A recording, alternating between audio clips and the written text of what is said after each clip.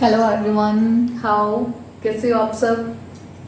Okay, good. Okay बेटे, तो मैं भी अच्छी हूँ और आज हम शुरू करने जा रहे हैं exercise 8.3 chapter number 8 exercise 8.3 class 9 का हम टॉपिक शुरू कर रखा है हमने। तो आज हम शुरू करेंगे एक्सरसाइज 8.3। जैसे कि इन द प्रीवियस क्लासेस में हम पढ़ चुके हैं, एपी सीरीज की होती है, जीपी सीरीज की होती है, उसके बारे में हमने काफी डिस्कशन किया है। आज उसी डिस्कशन के आगे बढ़ाते हुए हम एक्सरसाइज 8.3 पर पहुंच चुके हैं। क्वेश्चन दे रखा है आपको, first question given to you, find the 12th term of GP with a common ratio 2 whose 8th term is 192। आपके पास ये पहला क्वेश्चन दे रखा है, आपकी गणित मंजरी जो मैथ्स की बुक नई है, सिलेबस जो अपडेट हुआ है उसके अकॉर्डिंग। अच्छा, हम जीपी की बात करेंगे तो हमें पता है बड़े अच्छे से कि जो जीपी होती है उसका जो सीक्वेंस होता है वो किस तरह से चलता है। अगर मुझे एक कोई सीरीज लिखनी है जीपी की तो हम कैसे लिखेंगे, A R square, A R cube up to so. इस तरह से हमारे पास जो जीपी है ज्योमेट्रिकल प्रोग्रेशन आगे मूव करता है। ठीक है, ओके। ये सब करने से पहले ना आपको ये जो कुछ मैंने यहाँ पे पावर्स लिखी है 2 की और 3 की, आपको लर्न होनी चाहिए। क्यों लर्न होनी चाहिए? ताकि आप अपना पेपर के टाइम पे समय को कंज्यूम कर सको, ठीक है, उसे बचा सको, सेव कर सको उसको। देखो कैसे, 2 की पावर 1 2, 2 की पावर 2 4, 2 की पावर 3 8, 2 की पावर 4 16। ये आपको कुछ हमने लिखी है यहाँ पे 2 रेज़ टू पावर 10 तक और 3 की पावर 7 तक मैंने यहाँ पे लिखी है। ठीक है, तो आपको ये लर्न होनी चाहिए। और नहीं लर्न होती तो अगर आप मेंटली कैलकुलेट कर सकते हो that is well and good, पर अगर आपको याद होंगी तो आपको सोचने में समय नहीं लगेगा। हो जाती है याद तो अच्छा है, नहीं होता तो कैलकुलेशन तो हमारे पास ऑप्शन बचता ही है मैथ्स में, है ना। ठीक है, तो शुरू करते हैं। क्वेश्चन में कहा गया आपको क्या फाइंड आउट करना है, 12 टर्म निकालनी है जीपी की विद कॉमन रेशियो क्या दे रखा है आपको 2 और 8 टर्म हमें क्या दे रखी है 192। ठीक है, तो शुरू करते हैं। सबसे पहले मुझे क्या रखा है, 8 टर्म की वैल्यू दे रखी है, मतलब कि मुझे क्या दे रखा है, कैसे लिखा जाएगा, मुझे दे रखा है A8 इज इक्वल टू, हम इसी तरह से लिखते हैं, कैसे लिखते हैं हम, AN is equal to A R की पावर n-1। यही तरीका है लिखने का n टर्म को। मुझे कौन सी टर्म लिखनी है 8, तो मैं लिखूंगी A8 is equal to A R raise to power n is what this 8 minus 1। Okay, मैं इसको आगे फर्दर लिख सकती हूँ। A8 की वैल्यू मुझे कितनी दे रखी है 192, ऑलरेडी गिवन इनटू क्वेश्चन 192 दे रखी है आपको क्वेश्चन में। अच्छा, A मुझे नहीं पता कितना है तो ये मुझे फाइंड आउट करना है। A को ऐसे रखो, R की वैल्यू मुझे कितनी दे रखी है, कॉमन रेशियो कितनी है 2, तो 2 की पावर कितनी आ जाएगी 7। अब देखो 2 रेज़ टू पावर 7 आ गया, यहां से मैं A की वैल्यू फाइंड आउट कर सकती हूँ ना वेरी इजीली। तो 192, अब 2 रेज़ टू पावर बताओ मुझे 7 कितना होता है, 2 raise to power 7 from here I come to know that it is be 128। So 192 divide by 128 is equal to A। Okay, whenever you going to cut it what will come, देखो मैं से normal 4 के standard पे cut कर रही हूँ, 4 3 जा 4 2 जा 4 4 जा और 4 8 जा। नाउ 16 पे 16 2 जा 16 3 जा, कितना बन जाएगा, A आ जाएगा मेरे पास 3/2। ठीक है, जो A की वैल्यू आई है वो मेरे पास आई कितनी 3/2। और चाहे आपकी इच्छा है, चाहे आप इसे 1.5 लिखो और चाहे लिखो कितना 3/2, it's completely upon you. Okay, now अब मुझे A की वैल्यू मिल चुकी है, R की वैल्यू ऑलरेडी गिवन है क्वेश्चन में, मुझे निकालना है A12। A12 कैसे निकालेंगे बेटे, A12 लिखोगे, A कितना दे रखा है 3/2 और R is 2 already given to, और n-1 बोले तो n-1 कितना आ जाएगा 11। ठीक है, तो ये बन जाएगा मेरे पास 3/2। अच्छा देखो, इसको मैं इस तरह से चाहे तो मैं कट भी कर सकती हूँ अगर मेरा मन है, क्योंकि यहाँ पे मैं इसको इस तरह से लिख सकती हूँ ना 2 इंटू 2 की power 11 sorry 10, one of the same thing. और इस 2 से ये 2 काट दो और 2 रेज़ टू पावर 10 की वैल्यू मुझे गिवन है। ठीक है, एक तो ये तरीका है। दूसरा क्या है, ये आप सीधा 2 की पावर 11 पुट कर दो। ठीक है, 2 की पावर 11 पुट करने के लिए इसको क्या करना पड़ेगा, 2 से मल्टीप्लाई करना पड़ेगा। जैसा आपको सही लगता है वैसे करिए, चाहे तो ये तरीका फॉलो कर लो और चाहे सीधा 2 की पावर 11 की वैल्यू पुट करो, ठीक है। और 2 की पावर जो 11 हो गई उसकी वैल्यू मेरे पास क्या होगी, देखो 1024 है, मल्टीप्लाई बाय 2 करो, कितना आ जाएगा, 4 2 8 402। तो हमारे पास यहां से आ जाएगा 3/2 और आ जाएगा 2048। ओके, ये आ गया मेरे पास। अब क्या करना है, मुझे कट करना है, सॉल्व करना है इसको फर्दर। 2 1 जा, बात वही पड़ेगी आपके पास फिर से 1024, ठीक है। अब इसको 3 से मल्टीप्लाई कर दो, क्या आ जाएगा, 3 4 जा 12, 1 3 2 जा 6 एंड 7 0 और 3, दैट विल बी आंसर। ठीक है, क्लियर हुआ। क्वेश्चन में था आपके पास 8 टर्म दे रखी है, 8वीं टर्म आपको दे रखी है, 12वीं टर्म आपको निकालनी है। पर 12वीं टर्म निकालने के लिए आपके पास पहली बात है आपके पास फर्स्ट टर्म होनी चाहिए, so that you come to reach the answer, है ना, so that you come to here. अब हमने क्या करा, तो यहाँ से हमारे पास कॉमन रेशियो की हेल्प से और 8 टर्म की जो वैल्यू दे रखी है उसकी हेल्प से हम यहाँ पर नतीजे पे पहुंचे, ठीक है। Okay, now similar question given to you, question number 2। Question number 2 में क्या दे रखा है, फाइंड द 10th टर्म, आपको 10 टर्म निकालनी है और nth टर्म निकालनी है बेटे, ठीक है। हमारे पास सेम वही होगा, मैं कुछ स्टेप्स लिख देती हूँ, आप उसे कंटिन्यू करना। ओके, कैसे, ए क्या है, this is first term, first term को हम ए बोलते हैं, तो ए क्या है मेरे पास 5, ठीक है। अब आती है एन आर की बारी आती है, कॉमन रेशियो की बारी आती है। तो कॉमन रेशियो हम कैसे निकालते हैं, 25/5, पता है ना आपको कैसे निकाला जाएगा, जो हमारी सेकंड टर्म होगी इसकी डिवाइड में हम फर्स्ट टर्म करते हैं। जब आप पिछली वीडियोस देखोगे तो आपको क्लियर हो जाएगा कि हमने कैसे आर की वैल्यू फाइंड आउट करी है। पर अगर कोई बच्चा यहाँ पे न्यू है तो मैं इसके लिए बता देती हूँ कैसे निकालते हैं कॉमन रेशियो बेटे। कॉमन रेशियो निकालेगी 25/5, जो हमारे पास ये होती है सेकंड टर्म होती है, उसके डिवाइड में हम फर्स्ट टर्म कर देते हैं, ठीक है। सेकंड टर्म इज 25/5, कितना आ जाएगा यहाँ से 5, तो हमारे पास कॉमन रेशियो कितना आ गया, 5 आ गया, ठीक है। कॉमन रेशियो कितना आ गया मेरे पास, 5 आ गया। अब अगर आप इसको आगे फर्दर चेक करना चाहते हो कि आपका सही है या नहीं है, जीपी में क्या होता है, कॉमन डिफरेंस सभी में इक्वल होता है। तो 125 की डिवाइड में 5 करोगे तो कितना आएगा, फिर से 5 आएगा। तो यहाँ पर सब जगह जो कॉमन रेशियो चलेगी वो कितनी चलेगी, 5 चलेगी। ओके, अब क्वेश्चन में 8/10 निकालना बेटे, 8/10 इज इक्वल टू ए, हम कैसे लिखते हैं, ए एन को लिखो सबसे पहले, क्वेश्चन में जो भी टर्म निकालनी है उससे पहले ए एन को कैसे लिखते हैं, A N is equal to A R is to power N minus के 1, इस तरह से लिखा जाएगा। अब ए क्या है मेरे पास 5, आर की वैल्यू कितनी है मेरे पास 5, n माइनस 1 कितना है, n मुझे कितना निकालना है, 8/10 निकालना है ना, 8/10, तो 10 माइनस के 1, ठीक है।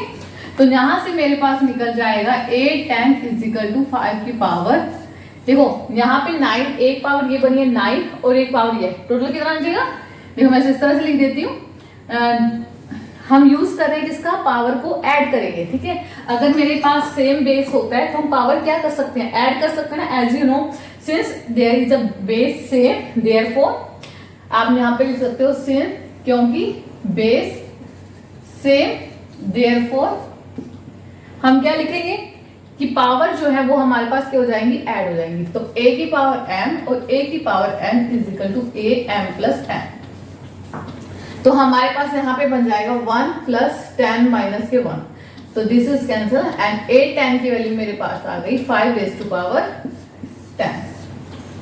क्लियर है, तो इस तरह से हमने क्या करा, 10 टर्म की वैल्यू निकाल दी। आगे उन्होंने किसका बारे में पूछा है, हमसे पूछा है n टर्म निकालने मुझे, n टर्म। अच्छा यहाँ से एक चीज देखो, क्या अगर यहाँ 10 आया तो यहाँ पे भी 10 आया, ठीक है, अगर यहाँ पे 9 होगा तो यहाँ पे भी 9 आएगा, तो ये सीक्वेंस कुछ इस तरह का चलेगा, ठीक है।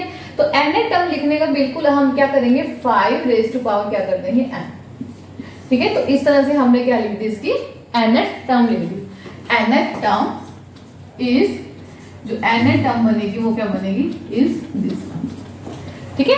ये हमारे पास कौन सी टर्म बन गई, nth टर्म बन गई। ओके, कोई doubt, if any kind of doubt you are facing then you can comment me, okay, or any kind of problem that you are facing in this video, so you can also comment me and give me your suggestion, your feedback, that is very important for me, okay, and if you come here then kindly subscribe my channel also.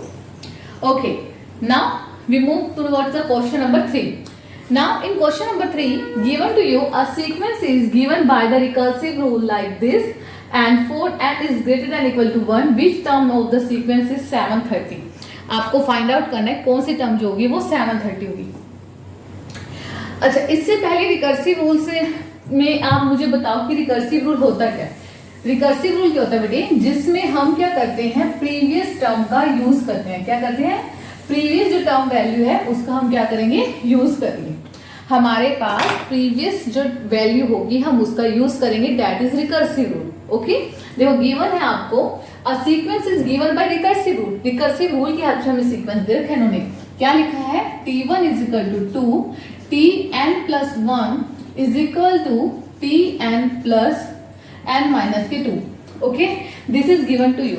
Now look here, t1 is 2, tn plus 1, tn minus 2. ये आपको दे रखा है sequence. अब इसमें देखो आगे क्या है, n की वैल्यू ग्रेटर देन 1 है और ग्रेटर देन और इक्वल टू 1 है. एक से बड़ी लेनी है आपने, या तो एक लेना है या एक से बड़ी लेनी है. अच्छा देखो, 1 से बड़ी ही लोगे ऑब्वियस सी बात है, या 1 लोगे. अगर 1 से छोटा लोगे आप फिर तो हमारे पास पुरानी वैल्यू आ जाएगी, which is not required to us. So we are taking the value here greater than और equal to 1. Now, and question asking to you which term of the sequence, कौन सी टर्म होगी सीक्वेंस की जो क्या होगी, 730 होगी. मतलब हम कौन सी टर्म की बात, कौन सा नंबर होगा जहां पे सीक्वेंस की वैल्यू क्या आएगी, 730 आएगी. Okay, now start. देखो बेटे, पुट, सबसे पहले मैं आपको चीज बताती हूँ. क्या करो, पुट करो n की वैल्यू को 1. Observe something here. Okay, then you will conclude a relation. After finding that relation, we will write something that gives the value directly 730. Okay, how it comes? देखो, put n is equal to 1. n is equal to 1. t, where we are going to put n is equal to 1 in this here. ठीक है, इस relation में हम n की value क्या put करेंगे, 1 put करेंगे. तो 1 plus 1 is equal to 3, 1 minus के 2 क्या आ जाएगा, t 2 इज इक्वल टू, यहाँ पे इसको पुट करेंगे कितना आ जाएगा, 6, 6 माइनस 2 क्या जाएगा हमारे पास बेटे, 4. t2 की वैल्यू कितनी आ गई, 4 आ गई है. ठीक है, अब हम निकालते हैं n की वैल्यू क्या पुट करनी है, मुझे 2 पुट करनी है. t2 प्लस 1 3, t2 माइनस के 2 3, t2 की वैल्यू कितनी निकली है, 4 माइनस के 2, 12 माइनस 2 इज इक्वल टू 10. ठीक है, आप देख रहे हो कि जब मैंने इसका यूज किया तो मैं हर बार एक प्रीवियस टर्म यूज कर रही हूँ. यहाँ पे प्रीवियस टर्म यूज करी है मैंने, इस वाले में हमने ये वाली प्रीवियस टर्म यूज करी है. इसी को हम रिकर्सिव कहते हैं. ठीक है, जब भी हम पुरानी वैल्यूज का, पुरानी टर्म्स वैल्यू का यूज करेंगे उसे ही हम क्या बोलते हैं, रिकर्सिव बोलते हैं. अब हम इस तरह से एक n3 पुट करते हैं. t3 plus 1 is equal to 3, t3 minus के 2 इज, ये क्या बन जाएगा, t3 की वैल्यू कितनी आई है मेरे पास, 10 आई है ना. तो यहां से मैं पुट करूंगी 10 माइनस के 2. अब ये बन जाएगा 30 माइनस 2 इज 28. अब टू 100 तक चलता रहेगा. ठीक है, अच्छा एक चीज बताओ, मैं यहाँ पे कुछ लिखने लगी हूँ. मैं यहाँ पे एक एक्सप्लिसिट रिलेशन लिखने लगी हूँ, एक्सप्लिसिट रूल लिखने लगी हूँ. वो क्यों, क्योंकि जो एक्सप्लिसिट रूल है ना वो मुझे टर्म वैल्यू की, जो टर्म है ना उसकी डायरेक्ट वैल्यू बताएगा. जो हमारे पास टर्म पोजीशन है ना 730 की, जो भी पोजीशन है उसकी सीधा हमें बता देगा, आंसर दे देगा उसका. कैसे, देखो क्या आप एक चीज ऑब्जर्व कर रहे हो यहाँ पे, ये देखो आप चाहो तो ऐसे भी कंटिन्यू कर सकते हो, कोई बुरी बात नहीं है, आप कर सकते हो. क्या होगा, आपके पास क्वेश्चन थोड़ा लंबा हो जाएगा. ठीक है, आप यहाँ से फिर n के वैल्यू 3 पुट कर लिए, n के वैल्यू 4 पुट करोगे, 5 पुट करोगे, 6 पुट करोगे, 7 पुट करोगे, 8 पुट करोगे, ऐसे करोगे. ठीक है, ऐसा. इससे पहले मैं आपको एक चीज दिखा देती हूँ, या इसी को आगे कंटिन्यू करा, इसी को जो मैं कंटिन्यू करके दिखाती हूँ. इसी तरह n4 निकालोगे, n5, n6 और n7 निकालोगे. ठीक है, आपके ये this is homework for you, do it by yourself. Okay, this is homework for you, find it by yourself. Okay now अच्छा एक चीज नोट करो, इसमें यहाँ यहाँ क्या कुछ चीज नजर आ रही है? कैसे आप ऐसे लिख सकते हो 1+3, 1+3 का स्क्वायर, 1+3 का cube. Can you write it like this? Yes और no? I think you can write it, है ना। तो यही जो है बेटे मेरे पास वो क्या है, मेरे पास ये जो है वो है एक्सप्लिसिट रूल है। डायरेक्टली देखो क्या लिख सकती हूँ मैं से, अगर मुझे n की यहाँ पे 3 है, यहाँ पे अगर n की वैल्यू 3 आई है तो 3 की वैल्यू भी 3 आई है, 3 की पावर भी 3 आई है। अगर n की वैल्यू 2 आई है तो यहाँ पे 3 की पावर भी कितनी आई है? 2 आई है। तो हम इसमें कैसे लिखेंगे? एक्सप्लिसिट रूल लिखने लगी मैं इसके लिए। एक्सप्लिसिट रूल कैसे लिखा जाएगा? ये हम एक्सप्लिसिट रूल कह लो, ये रिलेशन कैसे लिखेंगे? एक्सप्लिसिट रिलेशन कैसे लिखा जाएगा?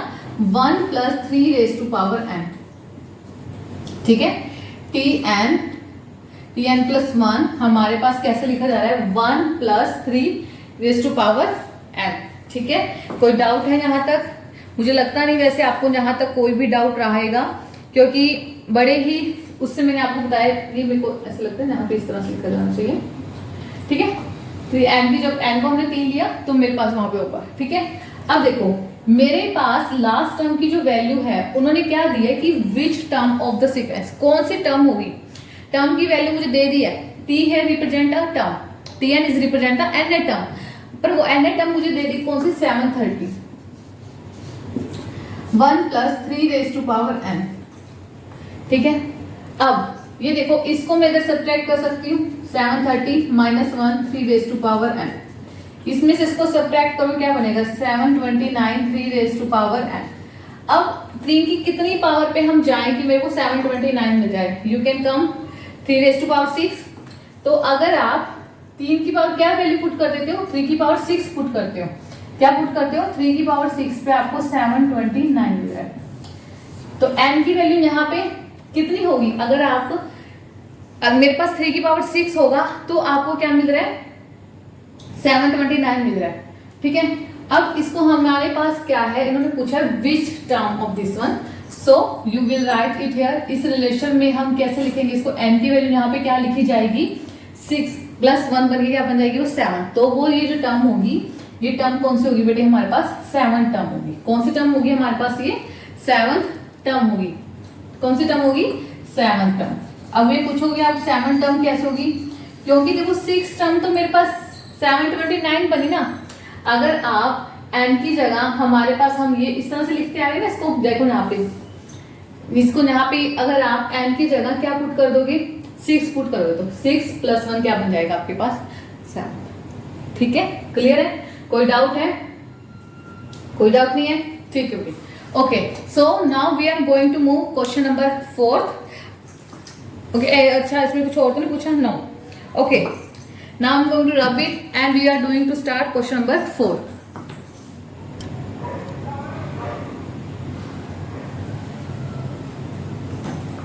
Okay बेटे, this is question number 4. Question number 4 is this is GP series given to you.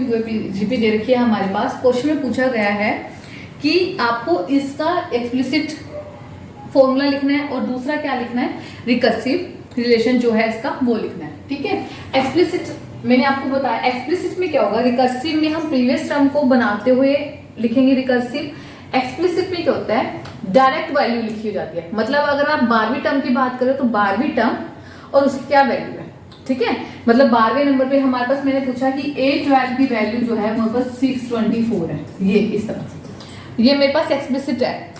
पर जब हम रिकर्सिव की बात करेंगे, रिकर्सिव में मैं रिलेशन इस तरह से बनाऊंगी कि वहां पे A11 टर्म के साथ कुछ ना कुछ यूज हो, मतलब उसमें कुछ प्रीवियस टर्म यूज हो, ठीक है, तब जाके हमारे पास रिकर्सिव बनता है। क्लियर है? रिकर्सिव पुराने वाली टर्म का यूज करना, एक्सप्लिट जिसमें डायरेक्ट वैल्यू हम यूज करेंगे, ठीक है। अच्छा अब यहां से मुझे देख के बताओ आप क्या ऑब्जर्व कर रहे हो?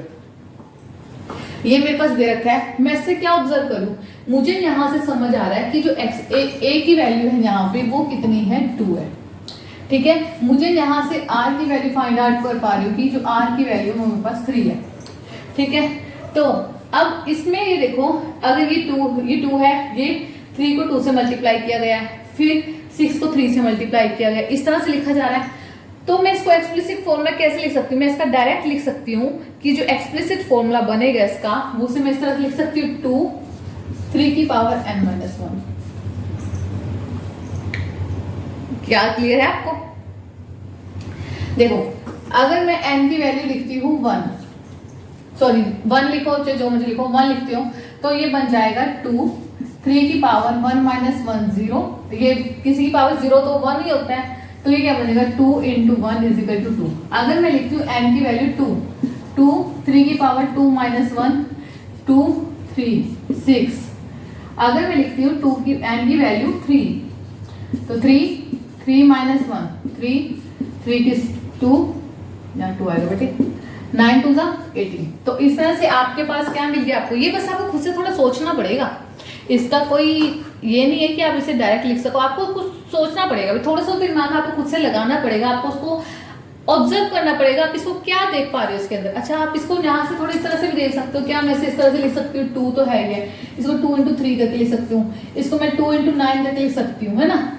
इस तरह से आप देखना पड़ेगा आपको, आप इसे किस तरह से लिख सकते हो, फिर इसकी पावर को आप कैसे लिख सकते हो ना।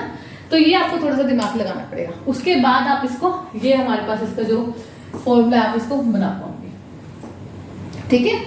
अच्छा, इस तरह से हम इसको लिख पाएंगे। अब इसी तरह मुझे क्या लिखना है? रिकर्सिव लिखना है। अब रिकर्सिव को आप कैसे लिखोगे? रिकर्सिव लिखने के लिए मुझे इसे क्या करनी पड़ेगी? प्रीवियस टर्म का यूज करना पड़ेगा। अच्छा, इस क्वेश्चन में ये पूछा गया था, ये वाली जो वैल्यू है ये कौन से नंबर पे आती है, ठीक है। पुट करो इसमें, tn की वैल्यू कितने देखिए 4374 = 2 3 n-1। डिवाइड में ले जाओ इसे, क्या आ जाएगा 4374 / 2 = 3 n-1। कैंसिल आउट करो, 2 1 8 और ये कितना बन जाएगा 7, ठीक है। अब ये देखना पड़ेगा आपको, ये कहां पर आ रहा है? दिस इज 3 बेटे। ये जो आएगा ये आपके पास कब आएगा? अगर 3 की पावर 7 करोगे तो आपके पास ये आंसर आ गया, मतलब कि n की वैल्यू 8 रही होगी, n की वैल्यू 8 रही होगी, तभी तो मेरे पास 7 आएगा, है ना। n को मैं 8 पुट करूंगी यहाँ पे, तभी तो मेरे पास 3 की पावर 7 बना पाऊंगी मैं से। तो हमारे पास क्या आ जाएगा, जो वैल्यू आएगी हमारे पास की, ये कौन सी टर्म है? 8 टर्म। कौन सी टर्म है बेटी? ये 8 टर्म, ठीक है। ये 8 टर्म है हमारे पास, 8 टर्म आएगी हमारे पास। क्लियर है? अब बस इसका रिकर्सिव लिखना रह गया।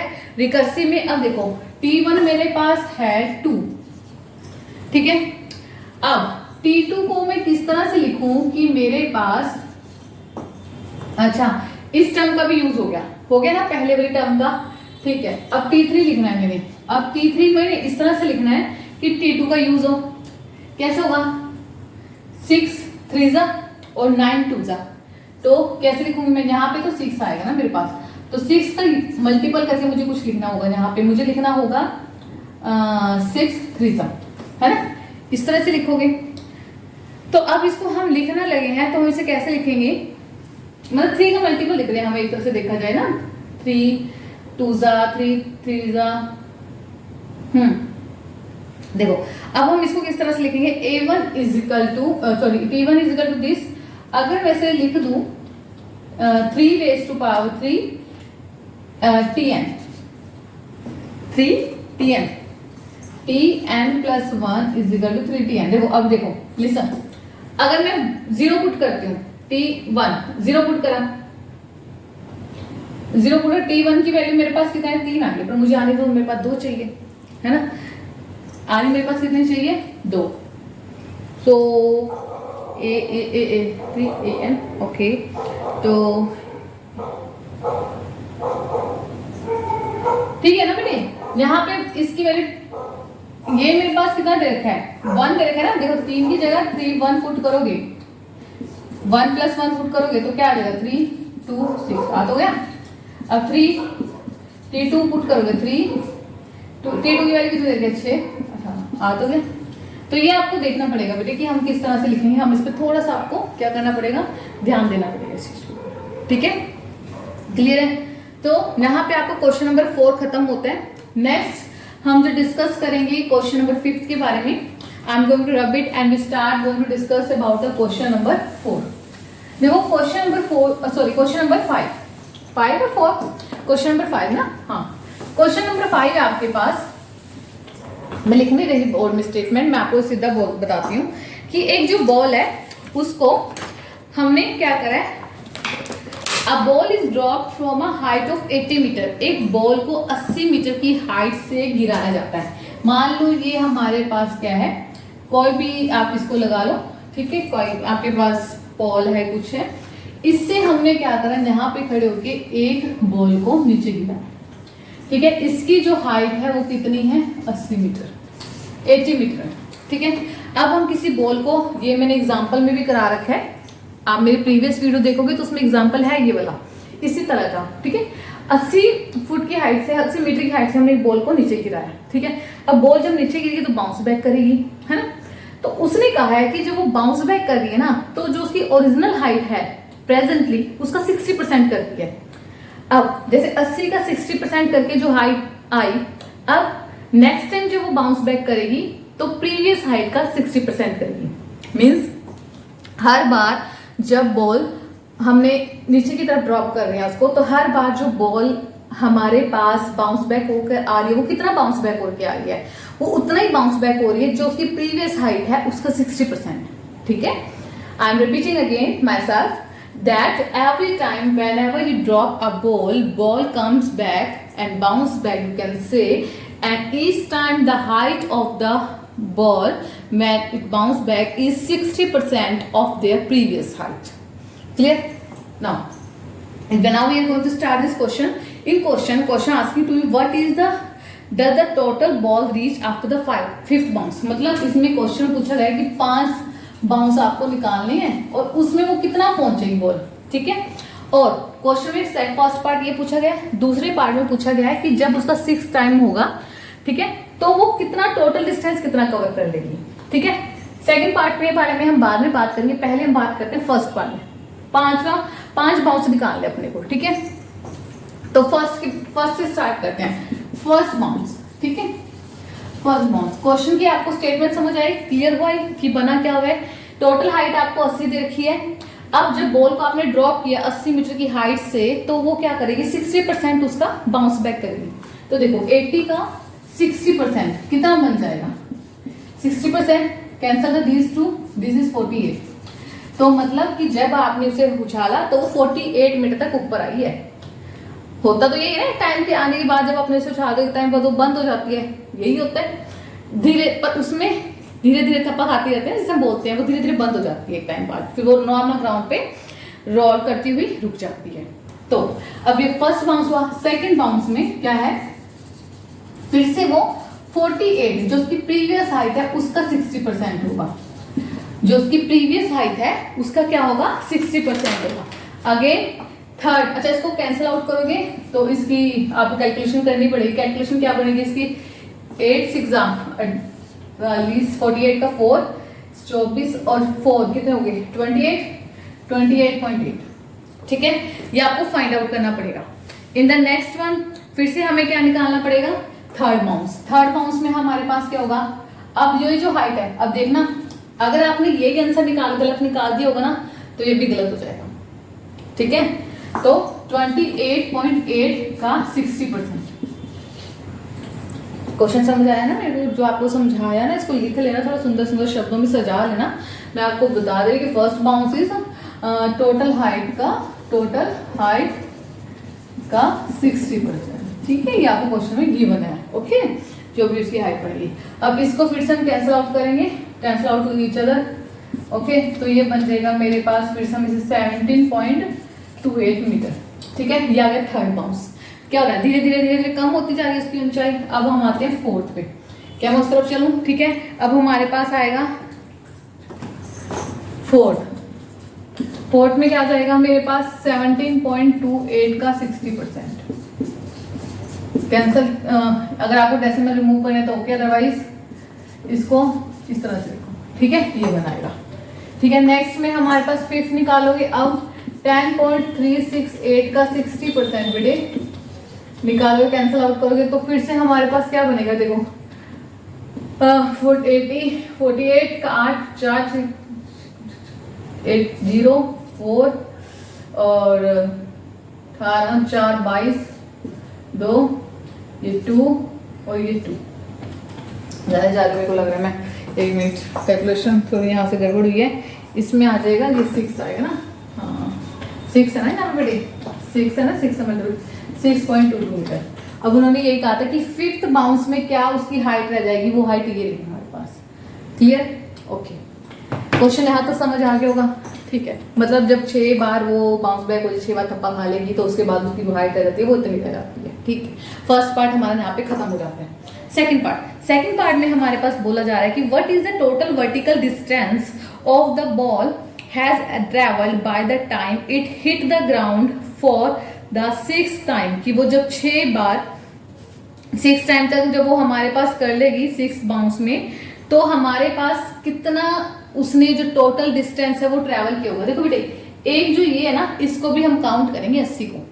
ठीक है, हम ये जो 80 हमें दे रखा है डिस्टेंस निकालना है। देखो एक बार वो नीचे गई 80, ठीक है, उसके बाद ऊपर आई 48, फिर दोबारा नीचे गई 48, अगेन उसने दोबारा ऊपर आई कितनी 28 टू एज, फिर दोबारा नीचे गई। देखो एक इमेजिनेशन है कि अगर आप इसको पेन को इस तरह से फेंको तो ये फिर से ऊपर आएगा ना। ये अगर कोई रबड़ की बॉल है, अगर आप उसे इस तरह से थप्पा खिलाओ तो नीचे से दोबारा ऊपर की तरफ तो आएगी, है ना। तो वही चीज है कि अब वो 28.8 आई है, फिर नीचे जाएगी 28.8, फिर दोबारा फिर से ऊपर आएगी, तो उस टाइम उसकी हाइट इतनी कम हो जाएगी, फिर नीचे जाएगी, फिर ऊपर आते टाइम बाउंस बैक होता टाइम फिर उसकी हाइट कम हो जाएगी। तो ये है हमारे पास सिनेरियो। क्लियर हो गई आपको पिक्चर? ठीक है, अब हमने क्या करना है, टोटल निकालना है। टोटल निकालने के लिए क्या करोगे, अच्छा एक बार और मैं इसको अपनी तरफ से क्लियर कर देती हूँ।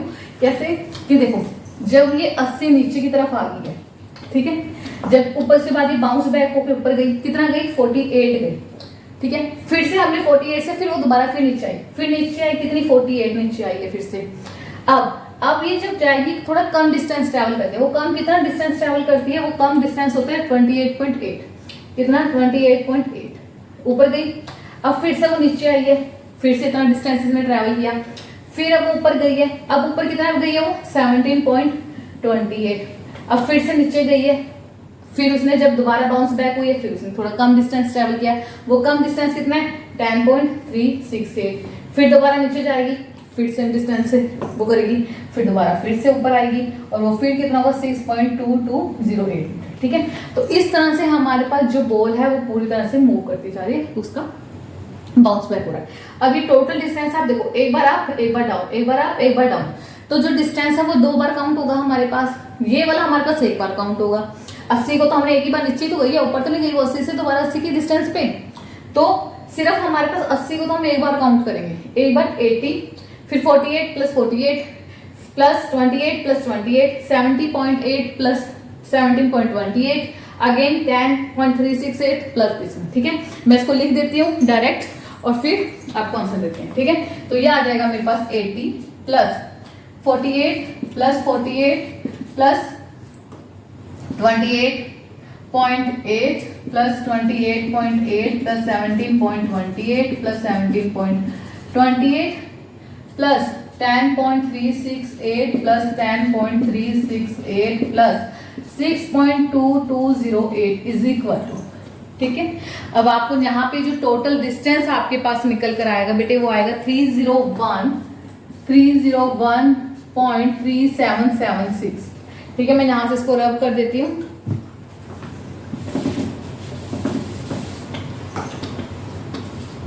ठीक है, ये आपके पास आ जाएगा टोटल डिस्टेंस 6 टाइम्स, जब 6 बार उसका हमने काउंट किया 6 टाइम्स में हमारे पास जो टोटल डिस्टेंस आएगा वो आएगा। ठीक है, you will write here, you can write here as total distance travel by a ball, travel by ball या कवर्ड बाय बॉल। ठीक है, जो आप वो लिखते हैं। ठीक है, और मीटर में आ रहा है ये सब कुछ, तो आपको यहाँ पे मीटर मेंशन करना पड़ेगा।